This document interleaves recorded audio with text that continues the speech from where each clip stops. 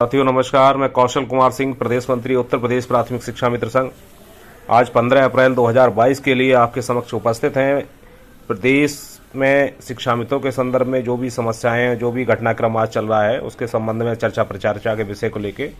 साथियों, जहां तक शिक्षा मित्रों के संदर्भ में अगर बात की जाए तो हम आपसे बता देना चाहते हैं कि संगठन के द्वारा हर स्तर पर मिलकर आपकी समस्याओं को बताने का कार्य, उनको समाधान करने के लिए जो प्रयास किया जा रहा है, हमारे पदाधिकारी संगठन के सभी लोग इसके लिए लगे हैं। वह अलग विषय है कि कुछ चीज़ें आपके समक्ष हैं, कुछ आप थोड़ा सा अवॉइड किया जा रहा है कि सारी चीज़ें एकदम मीडिया अन्य के माध्यम से ना आए, या फिर क्योंकि अधिकांश होता यह है कि फ़ोटो सेशन के अलावा अब तक कुछ हुआ नहीं है।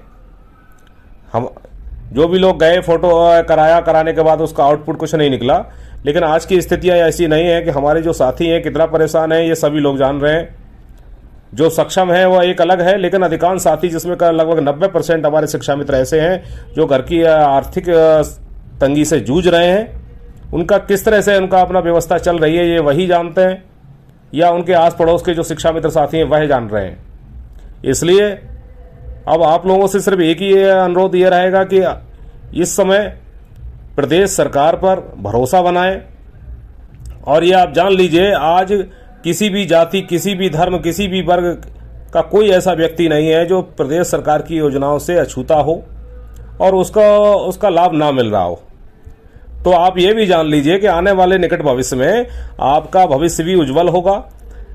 हमारे लोकप्रिय मुख्यमंत्री आदरणीय महाराज जी श्री योगी आदित्यनाथ जी के कृपा से शिक्षा मित्रों का भविष्य भी जल्द ही उस पर उचित कार्रवाई करते हुए सुरक्षित करने का प्रयास अवश्य किया जाएगा। इसमें कहीं कोई दो राय नहीं है, बशर्ते यह है कि आप भरोसा बनाएं।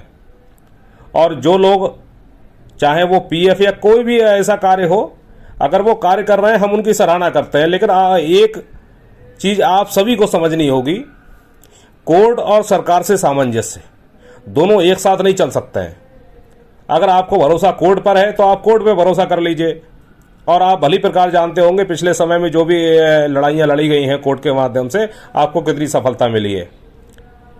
अगर आप अगेंस्ट होना चाहते हैं तो अगेंस्ट हो जाइए, वो आपकी मर्जी है, ये निर्णय आप सभी का है। और अगर आप वाकई सरकार के साथ रहना चाहते हैं तो जो लोग जा रहे हैं उनको भी समझाइए कि आप सरकार से सामंजस्य बैठा के आप प्रयास करिए।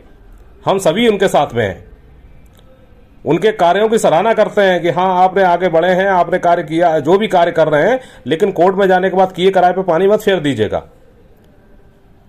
और आप भली प्रकार, जब तक सरकार नहीं जाएगी आपके संदर्भ में कोई भी कार्य नहीं होगा।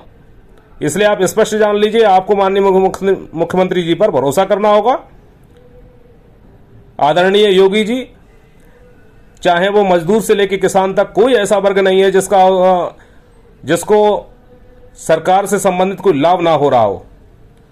हर व्यक्ति के जीवन स्तर को सुधारने का जहां कार्य सरकार के द्वारा किया जा रहा है, तो ये 101% सत्य है कि आपके संदर्भ में भी कार्य होगा, आपका जीवन भी सुरक्षित होगा। उसमें समय भले लग जाए।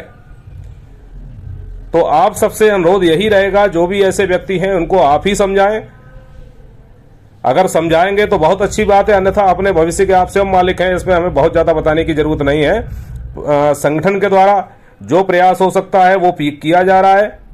निकट भविष्य में भी जो योजनाएं संगठन द्वारा बनाई गई हैं, किस तरह से उन पर चलना है, हम लोग उसकी तैयारी में लगे हुए हैं। और हमें उम्मीद है भारतीय जनता पार्टी की सरकार पर, माननीय मुख्यमंत्री जी पर, कि जब कोई वर्ग नहीं बचा है उनके अपने कर कमलों के द्वारा, जिनके कोई ना कोई योजना हर वर्ग को ना दी गई हो, उनके अपने जीवन स्तर को सुधारने का अगर जब प्रदेश के हर नागरिक के लिए लाभ मिल रहा है, तो ऐसे में शिक्षा मित्रों को भी 100% लाभ होगा, ये ऐसा विश्वास भी है।